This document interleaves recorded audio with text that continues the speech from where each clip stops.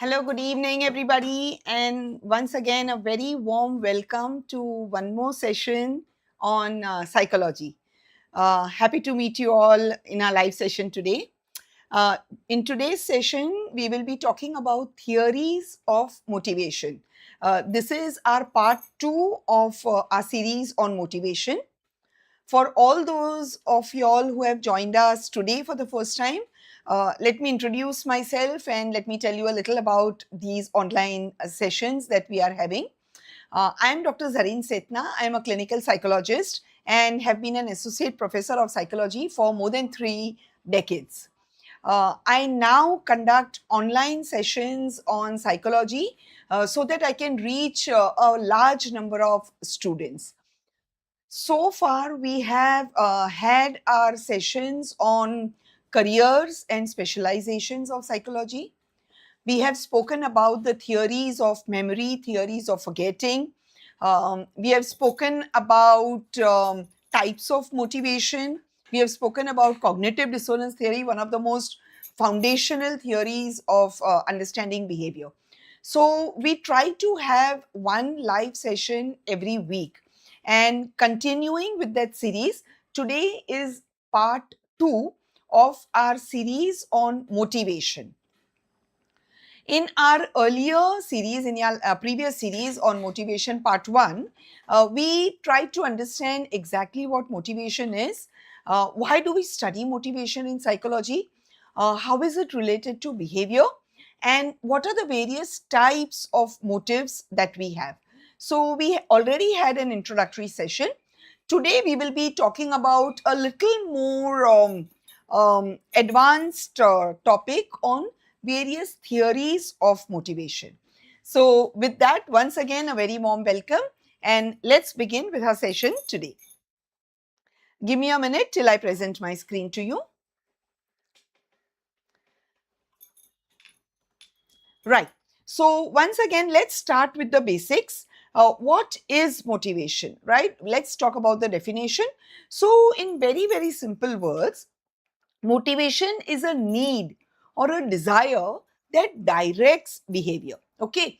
So, any need or want or urge or desire that makes you behave, makes you do something, makes you take action, that is what we call as a motive or a motivation. And that is why motivation is often described as goal directed behavior. Goal directed meaning that motive is something that gives you a aim, gives you an ambition, gives you a goal.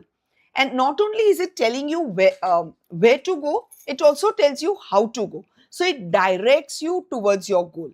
Okay, I repeat again, motive or motivation is something that gives you a goal and it also tells you how to reach that goal. So it is a goal directed behavior.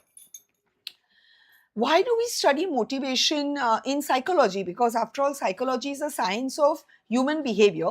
So why are we interested in motivation? That is because motivation helps you to understand what a person is doing, why that person is doing, and also helps you to predict what the person is likely to do in near future. Okay, so it explains present behavior to us, and it also sometimes helps us to predict what the person is likely to do in the near future. Okay, and that is why particularly if you are a student of psychology, then it becomes extremely important for us to understand motive. Once you understand the motive of a person, it becomes easier to understand the person's personality itself. Motives can be variously described as want, urge, goal, ambition. There are different words. More or less, all of them talk about the same thing. So, this is just the basic definition of motivation. Now, there are several theories of motivation. Okay. Before we move on to the theories, what exactly do you mean by a theory? Theory is any statement that explains a particular phenomena. Okay, I repeat again. Theory is any statement that explains a particular phenomena, particular thing, particular activity. But it is not just any statement. in order to create that statement, there is a lot of scientific research that has gone behind it. Okay. So it would be more appropriate to say that theory, whether it is in psychology or economics or sociology or physics or chemistry, any subject, a theory is a scientifically proven statement that explains certain phenomena. Okay. Behind that simple explanation, there has been years and years of research done by several people. With motivation, we have lots and lots of theories, each one of them giving us a slightly different point of view, each one of them giving us a slightly different explanation of what motives are, but all of them scientifically, empirically proven. Okay. So we have instinct and evolutionary theories, drive reduction theory, which are sometimes known as push theories, incentive theories, sometimes known as pull theories, optimum arousal theory, and hierarchy of needs theory. Okay. So these are the several different explanations of motivation. We'll be talking about each one of them. We are starting with the first one, instinct theory. And before we talk about the theory, we are talking about these two very, very important people, the pioneers or the founding members of these theories. Interestingly, they are both Williams. So we have William James and we have William McDougall. Uh, William James, as you can see on your screen, William James is known as a father of American psychologist. Okay, an amazing research scholar who did a lot of pioneering work on instincts. Instinct is anything that you are born with, any urge, any desire, any inborn feeling or desire that you are born with. It is innate within you. Okay, we'll be elaborating on that in a few seconds.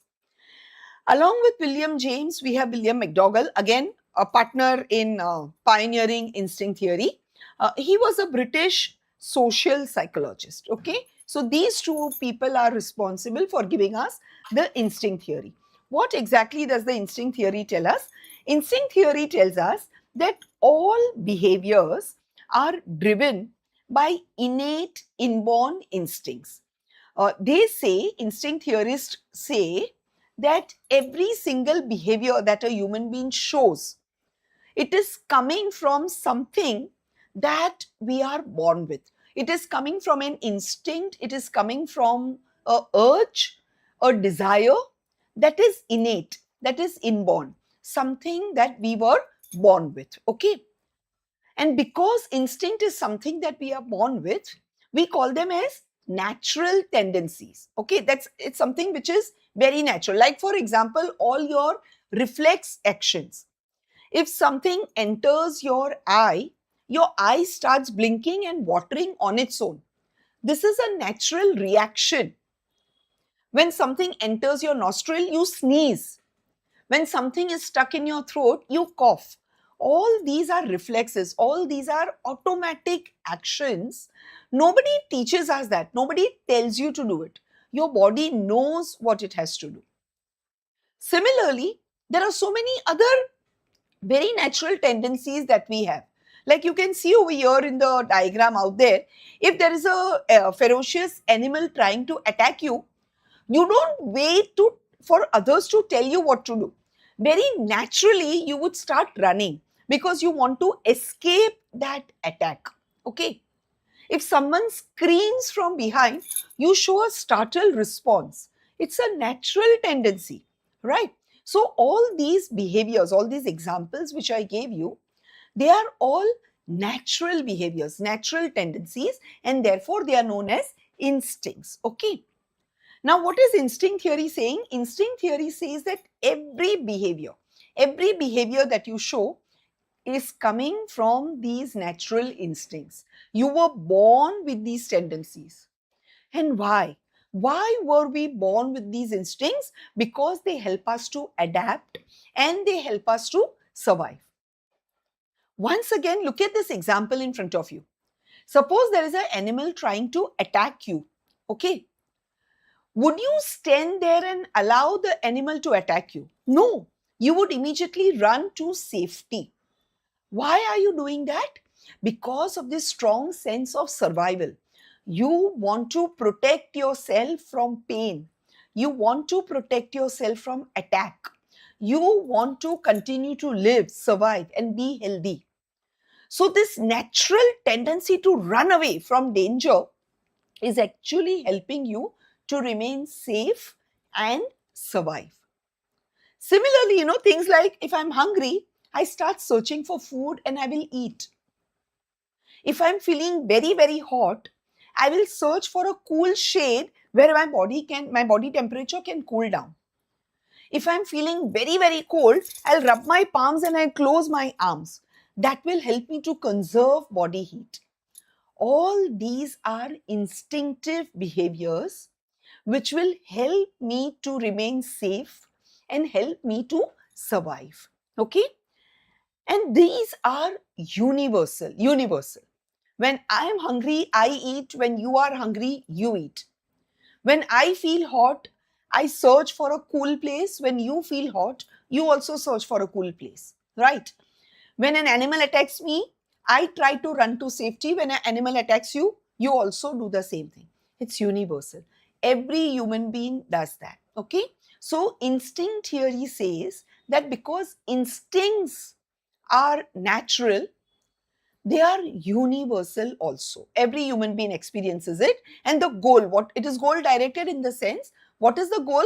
The goal is safety, adaptation, compromise, and survival. All right. So as you can see, the examples: hunger, curiosity. No, what is going on around you? Why are we always curious? If you hear a very strange sound, you strain your ears to listen to it. You go over there and try to see what it is. Why? What is this curiosity doing to us? Why is curiosity important to keep me alive? Because it is possible that strange sound is coming from something which can be dangerous to me. For example, I'm sitting and working on my laptop and I hear a strange sound. I can feel as if this is the sound of electricity cracking. It is possible that it's going to be a short circuit now.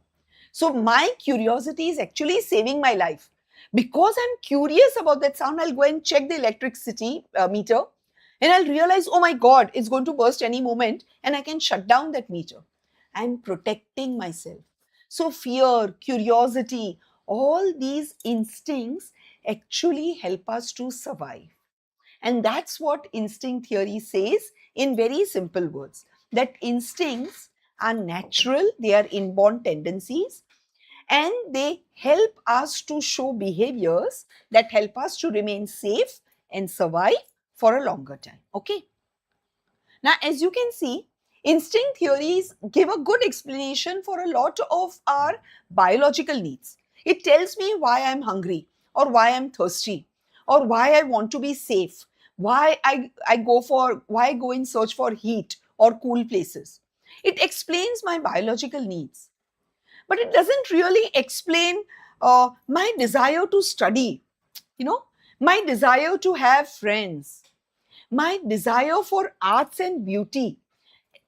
Instinct theory is not really giving me a satisfactory answer to these questions, which means these are the limitations of this theory.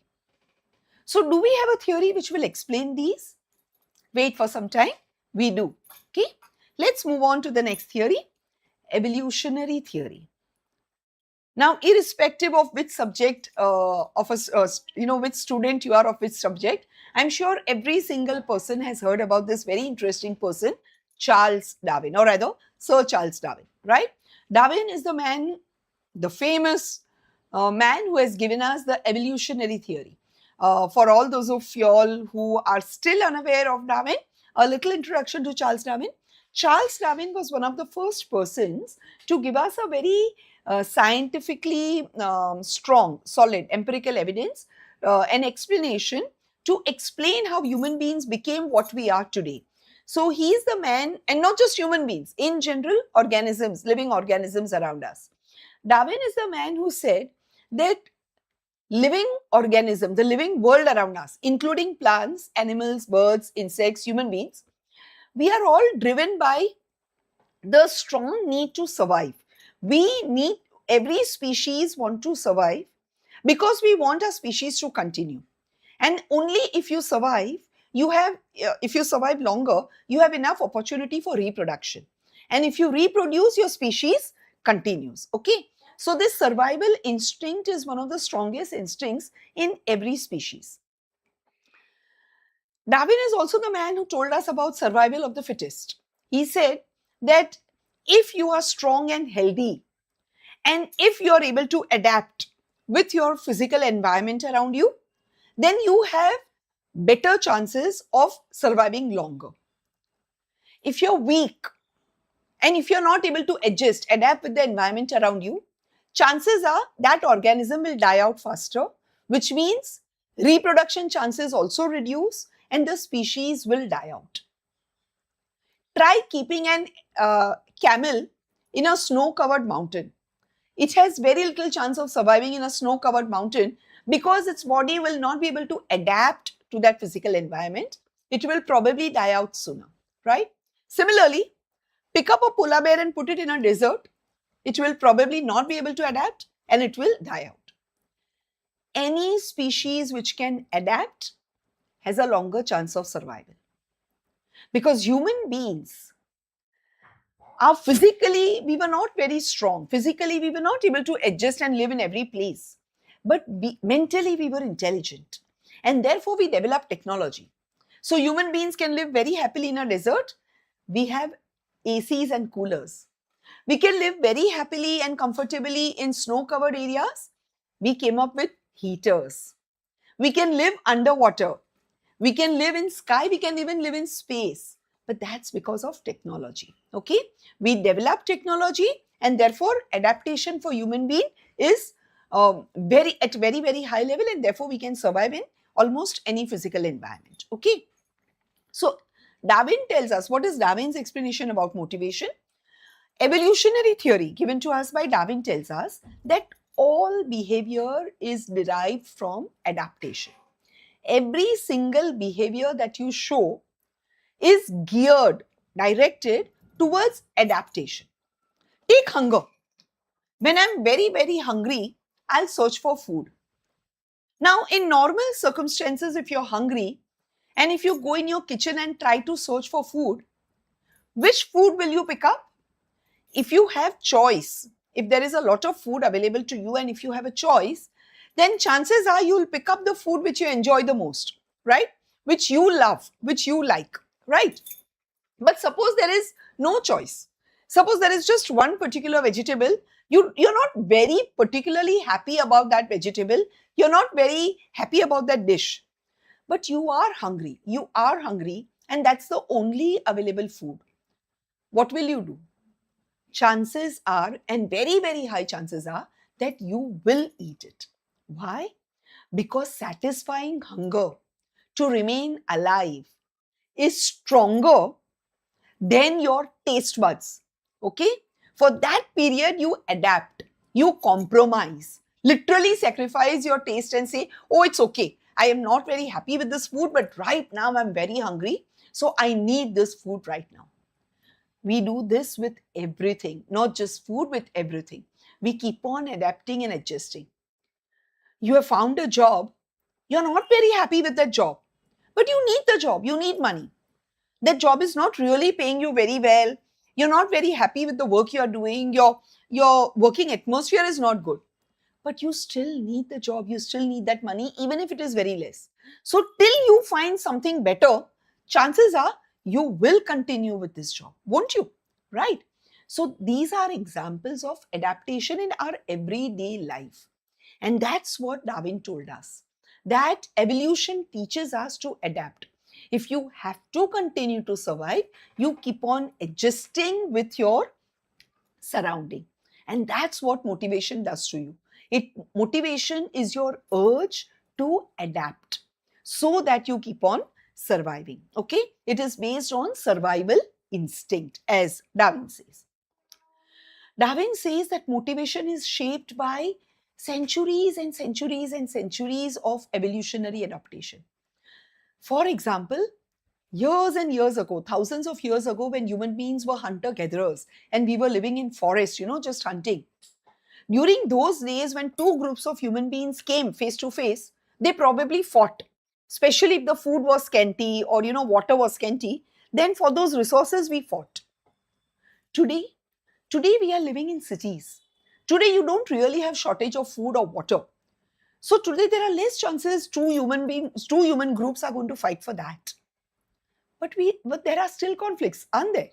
We are still competing with each other for jobs, for promotions, for seats in colleges, for better housing facilities, right? All the good things in life are less, and we are all still in conflict. We are all still competing. So that's evolution. Competition remains. What you're fighting for has changed. Okay? So the struggle continues, and according to Darwin, our motivation helps us to continue to fight for these resources which continue to help us to survive. Okay, our motivation directs our behavior for those resources, fight for those resources which will help us to adapt and to survive further. Okay, like instinct theory, evolutionary theory is also universal, because Darwin says that every living creature has this survival instinct. Now, if you have noticed, there is a very, very thin line between instinct theories and evolutionary theories. Okay. And therefore, particularly students of psychology, when you study these theories in your textbooks, rarely will you find these theories as two separate theories. We usually talk about them in the same breath. Okay. There is a very fine line between the two. Instinct theory focuses only on instincts of human beings, whereas evolutionary theory is a broader theory. It is not only explaining motivation in human beings, but it explains motivation of all living creatures. Okay. But otherwise, there is not much difference. And therefore, in your psychology textbooks, you will see it mentioned as instinct and evolutionary theories. It will always go together. Okay. To help you to understand them distinctly, I have separated it over here in my session. Okay, let's move on. Right.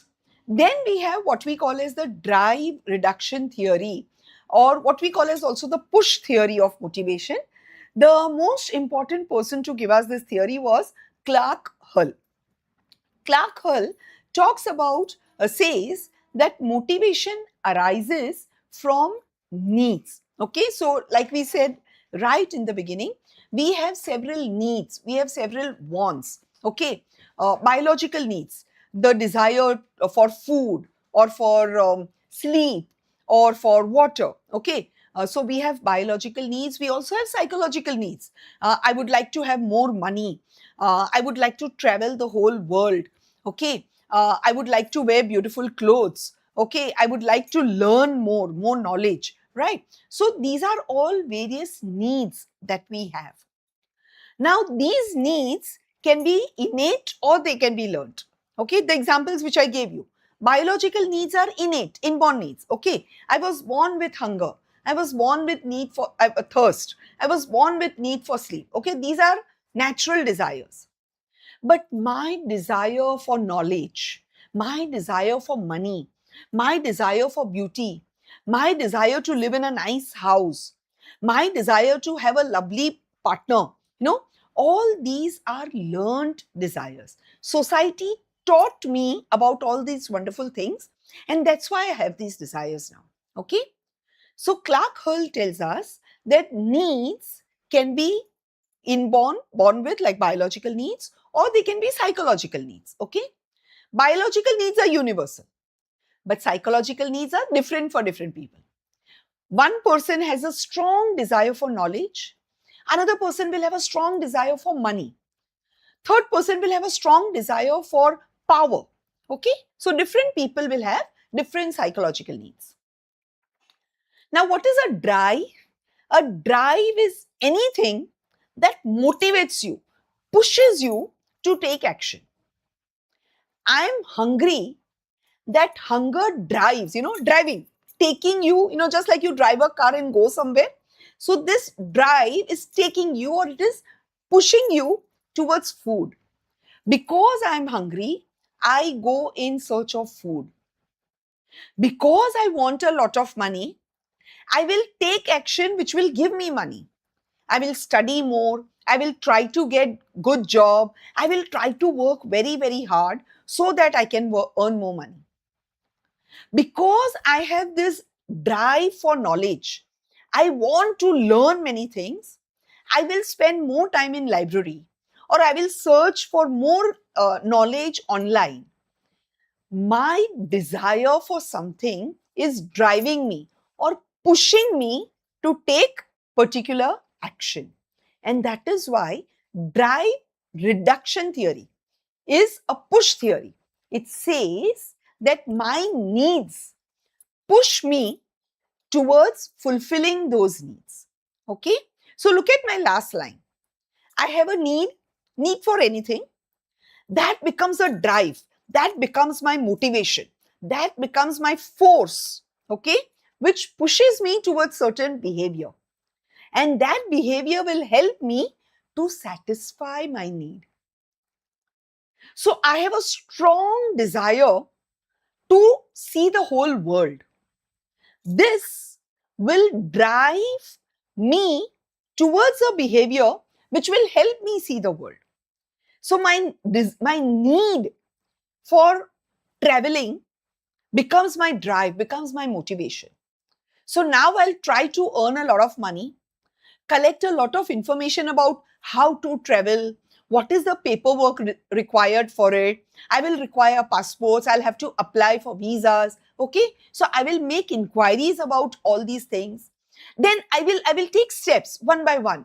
I'll book my tickets, I'll have my reservations done, I will decide how to reach my destination, I'll plan my trips. Okay, I'll plan my budget. All right, all these are behaviors which are going to help me to fulfill my need. Okay. Now, when I start traveling, what am I doing? My need to visit the whole world is reducing. Okay. So that is why we call it as drive reduction theory. I had a need, I had a drive. So I started taking action which satisfied my needs. And when my need was satisfied, my drive is reduced. I was hungry, I start searching for food. When I eat food, my motivation, my need, my drive is reduced. That is why we call it as drive reduction theory. And that is why we also call it as the push theory. Every time I have a need, it pushes me to take certain action. Okay. This last line which you see on the slide is particularly for students of psychology. It will help you to remember this theory, better, easily. If you remember this connection, then it will help you for your examinations to, formulate your answer, because one leads to another. Okay. Moving on, opposite. We just spoke about push theory. Opposite is pull. Pushing is something that is coming from behind. Pulling is something that is coming from front, before you. Pushing is behind you, pull is before you. Now, pull theories are known as incentive theories. What is incentive? Incentive is anything which is attractive, something that attracts you towards you. Okay, incentive is any reward. No, for example, a compliment, getting a raise, getting a promotion, some discount coupons, okay, some bonus points, getting a star in your school book. Okay, all these are incentives. It attracts you to do certain things. Okay, something that you enjoy. Okay, incentive theory was given to us by B.F. Skinner, Burrus Frederick Skinner. Those of you who have been attending my live sessions, a few weeks ago, we had taken a session on operant conditioning. And under operant conditioning, we had spoken in great detail about this person, this psychologist, Burrus Frederick Skinner. And those of you who attended that session or who have seen that video online will recollect. Amazing psychologist, and absolute who has done absolute breakthrough work in the field of psychology. And he is the man who's responsible for giving us this amazing theory of learning called operant conditioning. For those of you who are interested, you may scroll up, and one of my video talks about operant conditioning. You will find it over there. Anyway, coming back to today's topic. So, what is Skinner telling us about incentive theory? Skinner tells us that motivation comes from external rewards. Okay. Now, what was drive reduction theory telling you? The earlier one, drive reduction theory, was telling you that the need is coming from within. I need food. I need water. I have a need to see the world. I have a need for knowledge. I have a need for money. Okay. So that need is coming from within you. And because it is within you, it is pushing you from inside. Go out and fulfill your need. Okay. Skinner says it's the opposite. Motivation is coming from external rewards. There is something very attractive waiting for you outside, which is pulling you towards you. I know that money can buy a lot of wonderful comforts and luxuries for me. So that is why I find money attractive. Why do I want a lot of money? Because money will help me to buy a good house, good clothes, good facilities for myself and my family. Money will give me things which will keep me safe and comfortable. Money will help me to, buy things which will help me to make my life more beautiful, right? So that is what makes money attractive. Why do I work extra hard? Because perhaps I'm getting extra coupons from it, because I'm getting promotion for it, because I will, from assistant manager, I will probably become a senior manager. I will get a better position. I will get more power, more authority. So basically, Skinner said that motivation to do something comes from reward, which is external. Okay, there are external rewards, which is attractive, and you want to reach or get or achieve that reward, accomplish those rewards. Your behavior depends upon the incentive. Now, please remember, what is an incentive for me will be very different from what is incentive to you. Okay, because what I value is very different from what you value. For one person, promotion may be very important because that person values power and authority. But for somebody who doesn't value power and authority, promotion is not a reward. In fact, for that person, promotion becomes a punishment because it means more work and more responsibility. For a person who enjoys knowledge, for that person, getting a job as a librarian is an incentive because it will give you a chance to read so many books and get so much knowledge. But for someone who is not very interested in reading and not very curious about knowledge, getting a job of a librarian will become a punishment. No, that person will find it extremely boring.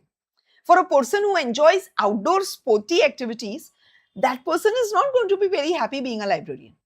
So what I'm trying to tell you is, what is rewarding to one person may not be rewarding to another. So incentives are not universal. They are personal. Remember instincts? Instincts are universal because they are inborn. But over here we are talking about external rewards, and all external rewards are learnt. And therefore they are very, very personal. So I will only be motivated towards behaviors or towards activities which is rewarding for me. If money is very important to me, I will work hard. But if money is not really important to me, then why will I work more hard to gain more money? Okay. So because incentives are different for different people, that is why motivation is also different for different people. You will only show behavior for anything which you find attractive. Okay. So because incentive differs for different people, our behaviors are also going to differ. Incentive helps in shaping behavior. In fact, it is extremely helpful in pet therapy. When you're training your pet What are you doing? You are giving food as incentive to your pet animal, isn't it? And based on that food, based on that reward, you teach your pet animal, you teach your dog to go and fetch the ball, to obey your commands, because you're giving a reward, you're giving food to your dog. Incentive also helps us in making a person more hardworking. You give them bonus points, you give them extra marks, you give them extra credits. That's how a student works extra hard at studies. That's how a worker will work extra hard in office. All different types of incentives help in shaping behavior the way you want. Okay, so this is incentive theory. Why do we call it as pull theory? Because like I said earlier, incentives are something which is outside you, beyond you, external. And they are attracting you. They are pulling you towards you. And that is why incentive theories are pull theories. Drive reduction theories are push theories. Sharp difference between the two. Okay. Then we have optimal arousal theories. Optimal arousal theory, the pioneers, two very important person, Robert Yerkes and John Dodson. Now, both of them are American psychologists, and they have given us the very, very popular Yerkes-Dodson law. Okay, now this Yerkes or Yerkes, different people pronounce it differently. Okay, so it's perfectly all right however you pronounce Yerkes or Yerkes. I've heard different scholars pronounce the surname differently. You may not have heard this term, Yerkes-Dodson law, but when you see the diagram, I'm sure everybody has seen it and you know exactly what I'm talking about. Wait for a few seconds. What exactly is this optimal arousal theory talking about? First, let's try to understand this theory and then we'll move on to the law. Okay. Now look at the word optimal arousal. Okay. Arousal, alertness, to be awake, to be alert, to be excited. Okay. So arousal is opposite of being sleepy, being unconscious, being unaware. Okay. It is the opposite. When you're awake and alert and conscious and excited, that is what you call arousal. Okay. Right now, I am in a arousal state because my eyes, ears, nose, all my sense organs are active. I know exactly what I am doing and I know exactly what is happening around me. Right now, if you are watching this video, then you are also aroused. You know exactly what you're doing and you know exactly what is happening around you. Okay. So arousal is a state of complete alertness. Okay. Optimal, maximum, the best possible level. Okay. Optimal is something where you reach with your best level, whichever is your best peak level, that is optimal. So what exactly is optimal arousal theory telling us? It says that motivation to everybody has a strong motivation to maintain optimal level of arousal. Okay. Or in other words, everybody has a different arousal level. What is my best excitement level will be different from what is your best excitement level. Okay. Every person tries to reach that particular level. And it is not just about excitement, it is about every activity. So let's take a basic activity again, hunger, food. Okay. When I feel hungry, I eat. And when you feel hungry, you also eat.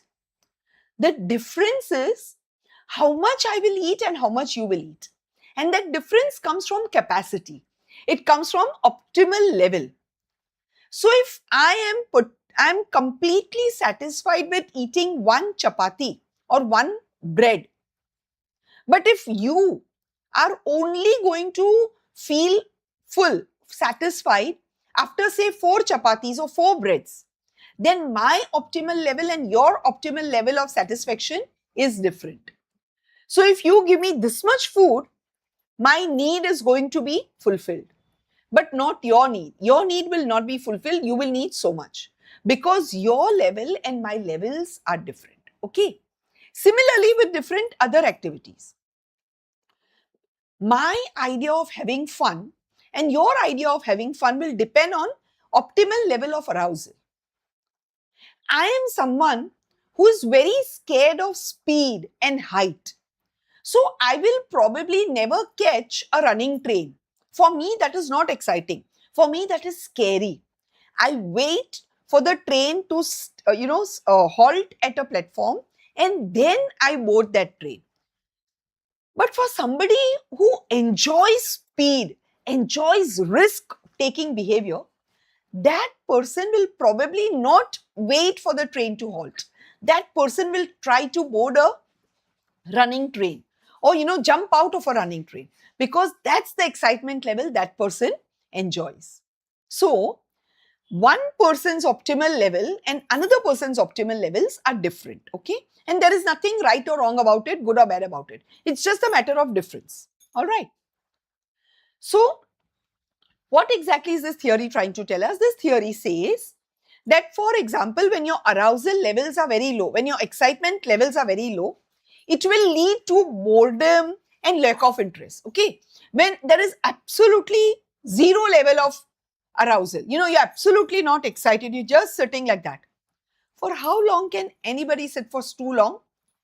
After some time, everybody is going to become bored and fed up, right? What happens when you start feeling bored and fed up? Suppose I ask you to just sit like that. No talking, no watching anything, no listening. Just sit quietly for some time. You can only do it for a few seconds, maybe for a few minutes. After that, you'll get bored. So then what will you do? You'll get up, you'll take a round, you'll fidget with things, you'll start searching for excitement. So now your arousal levels are going up. Look at your arrows. First, your arousal is very low, which is leading to boredom and fatigue, and you just lack of interest, just not interested. Then you start searching for some activity. Then you tell yourself, oh, let me do something, I'm so bored. Now there's nothing to do, okay? It's raining very heavily, you can't go out, there's nothing to do. So you decide, okay, I want activity, let me just arrange my wardrobe. So you bring all your clothes out and you arrange them and you put them back. But that's a lot of hard work. It seems exciting initially, but after say 15-20 minutes, after half an hour, what will happen? You have reached your optimal level. Your excitement level has gone up. Okay. After half an hour, slowly your level starts coming down. Okay. So you started from boredom. You became more and more and more excited. You reached peak optimum level. But slowly your body starts getting tired. So your arousal level goes down. When your arousal level really goes down, what happens? Now you feel stress, anxiety and poor performance. So after 1 hour of arranging your wardrobe, now you're tired. Now you're irritated. Now you're stressed up. Okay? And now you're not doing a very good job. So the first draw that you arranged, you did a wonderful job. But by the time you reach the second draw and third draw, you're so tired, you just pick up things and put them back again. Your performance now suffers. When you start studying, initially you're full of excitement. So the first half an hour, 1 hour, you're doing amazing job of study, right? Full attention, full concentration, you're able to understand, you're able to remember. You're doing a very good job of study. What happens after 1 hour or so? That peak has reached. And after that, there is mental fatigue. Now you're not able to understand what you're reading. Your concentration wavers. You start yawning. You start feeling sleepy. Your excitement level is dropping. Okay? So optimal arousal is where you reach a peak. And it is a balanced, it is not too less and not too more. It is where your performance is at the peak. It is at perfect balance where you are doing your best.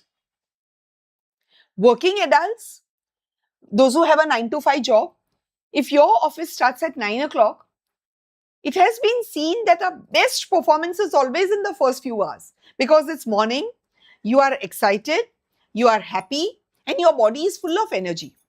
So you will do your best possible work in the first half of the day. After lunch, Your energy levels start going down. Afternoon time is slightly sleepy time. By now, your body is tired. By the time it is 4 o'clock in the evening, you're just waiting for the office hours to shut and you want to go home. Your peak performance is somewhere in the middle of the day. You start with excitement, reach a peak performance of a few hours in middle, and then slowly by afternoon, your performance goes down. Okay? So optimal arousal theory says that our performance follows a bell curve.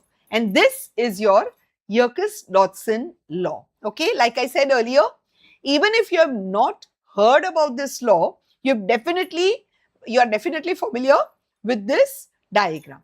So your performance starts with very low levels, reaches optimal level, and then again goes down. Okay. So this is the diagram particularly useful for students. I've given you two examples down there. So suppose you are at a state of rest. After some time, that rest becomes boring. So you start searching for activity. You will perform your best for some time. You will reach your optimum level of performance. But after that, you will become tired and again you're searching for rest. Look at the curve, the bell curve. It starts from here and it goes here. You're very hungry. You search for food. You start eating. That is your top level. But after filling your stomach, after your stomach is full, now your hunger is died. Okay, your hunger has died out. Your hunger is satisfied and it goes down. After a few hours, again the cycle will be repeated. Okay, so this cycle always continues. If since morning to afternoon you have done nothing, then by evening you search for excitement. But suppose from morning till afternoon you have been very, very busy, then in the evening you search for rest. That's exactly the reason why after examinations, your schools and colleges have vacation. Because just before your examination, that last 1 or 2 months have been full of activity, full of hard work. You have slept very little, you have worked very hard. You have not gone out. You've just focused on studies. After reaching that peak level of excitement, now every student needs rest. And that is why after examinations, you always have vacations. You have a break of a few days. We are just following the Yerkes-Dodson law. Okay. So this is your optimal arousal theory. And now we are talking about one of the most important theories of our times and one of the most important person of our times, Abraham Maslow. Irrespective of whether you are a student of psychology or not, I'm very sure you have heard about Maslow and the famous Maslow's theory of hierarchy of needs, as you can see in front of you on your screen. Whether you are a student of economics, sociology, business management, political science, environmental science, I'm sure you have heard about Maslow and his theory. Now, Abraham Maslow was basically a psychologist, okay? And he was very, very interested in understanding personality. Okay, he was a personality psychologist trying to understand personality. And Maslow realized that our personality is simply based on a lot of needs. If I have to define myself, who am I usually define myself based on what I like, what I want, what I need. Okay. So Maslow said that if you want to understand human beings, you have to understand their needs. If you understand their needs, you are able to understand what type of a person that person is. But when Maslow started studying needs or motives, either way, he realized that all needs are not equally important to us. Need for cosmetics is not equal to need for medicines. If I have a choice, if I have to choose between medicines and cosmetics, then I will probably choose medicine first, because medicine is something which will keep me safe from sickness. It will keep me alive. Cosmetics can wait. Cosmetics can come later. Cosmetics cannot be as important as medicine, right? So what I'm trying to tell you is, when Maslow was conducting research on needs, he realized that all needs don't have equal value. Some needs are extremely important and necessary, and they are so important that you have to fulfill them first. And after that comes some other needs which are a little less essential. And above them come other needs which are less essential, and so on. And that's why his theory is called hierarchy. Hierarchy is when something is one above another. Steps, when you're climbing up. You have a lower level, then a little above, then a little above, and a little above. So that is how he arranged needs. Okay. Now, when Maslow created this theory, it was only a theory to understand personality, understand needs, understand motivation. But once this theory became popular, it was sort of a revolution. There are very few theories in psychology which have been earth-breaking theories.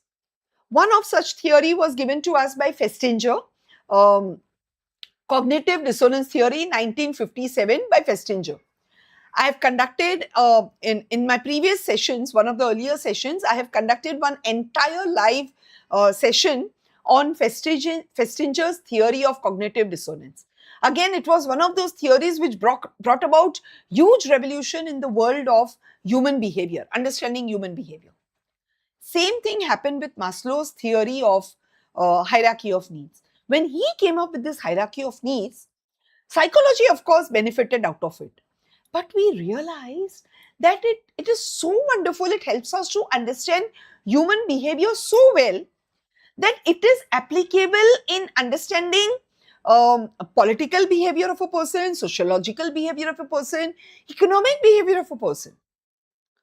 Today, this theory is used by corporates in creating effective management policies for their employees.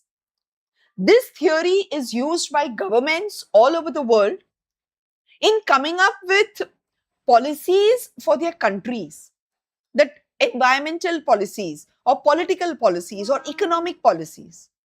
This theory is used by financial planners to come up with economic policies of the societies, of the countries, of the companies.